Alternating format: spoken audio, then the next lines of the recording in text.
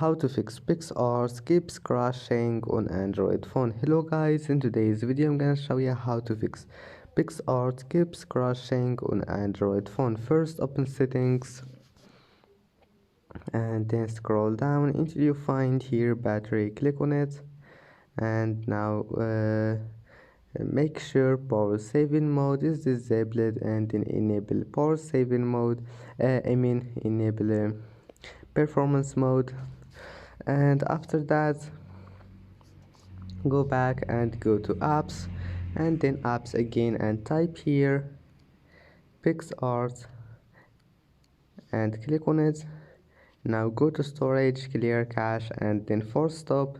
Now just go back and try again, restart your phone and try again, and your problem must be fixed.